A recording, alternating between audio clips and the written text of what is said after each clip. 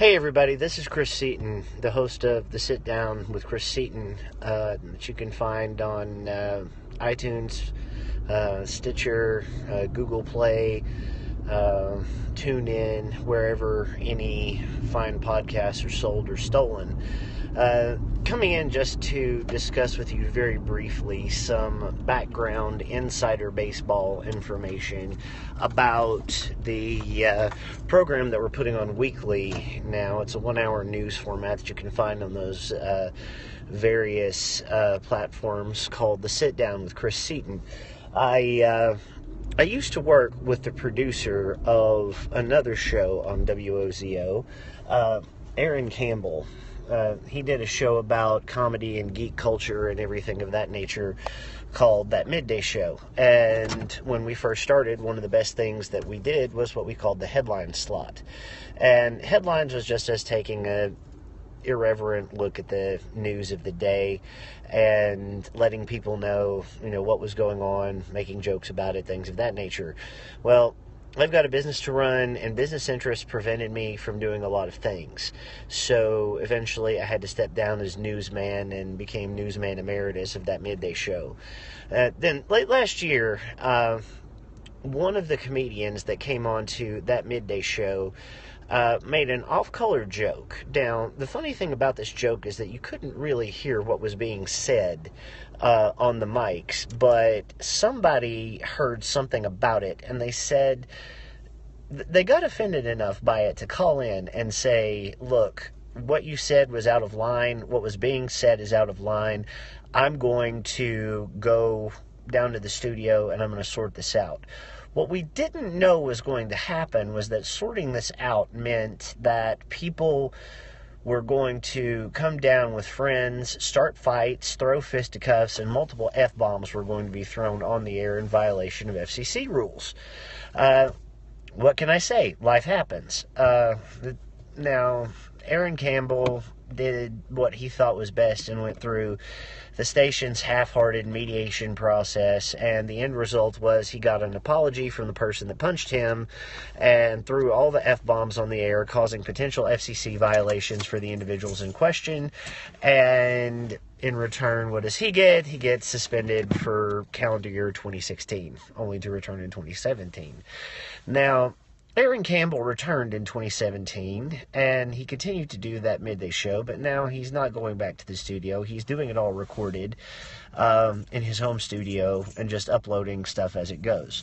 He then came to me later on and said, would you like to do a conservative news show on basically an ultra-liberal network? And I said, absolutely. It would be fun. It would be a great way to piss off the people that decided to wrong you so badly. So we started what we call the Sit Down with Chris Seaton, and now you can find that. We've got 2 episodes up. Third's coming up tomorrow on iTunes, Stitcher, Google Play, TuneIn, 103.9 WOZO, LPFM if you're in Knoxville, or if you want to go to the website and find the archives, go to www.thesitdown.org. I like to think we're just kind of getting our groove into things and having some fun with it. But apparently we're pissing off a few people, which is great, because that's what we wanted to do. We want to make people laugh, we want to piss people off, and we want to make people think.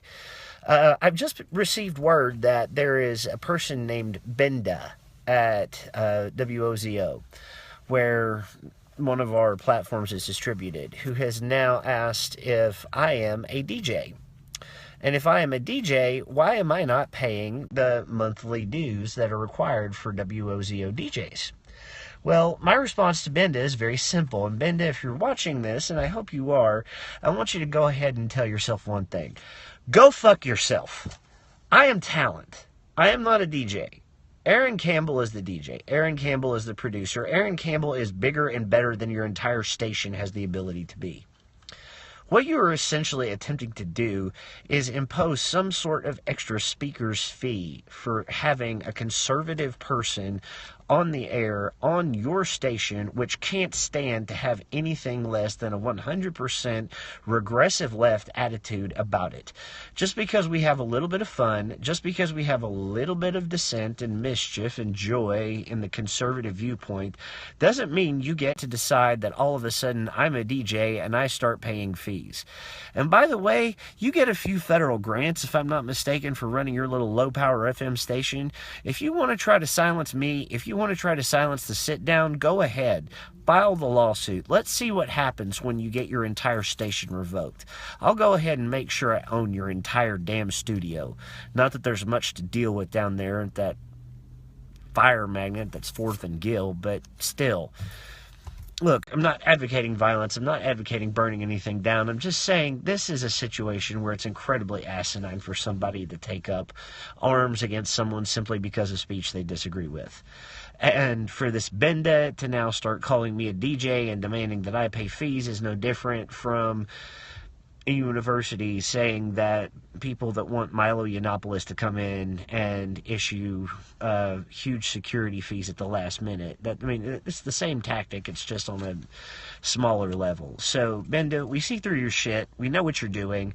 And if you decide you want to continue to push this, file the damn lawsuit. We'll be more than happy to see you in court. And frankly, until that time, the sit-down will continue. And probably the next Seat and Spin is going to contain something about you. Just so you know in advance. I'm not going to libel you. I'm not going to defame you. I'm just going to call you out on the intellectual coward that you are for being that kind of a person. Anyway, until next time, this is Chris Seaton from the Seat and Spin. Take care of yourselves and each other. Peace.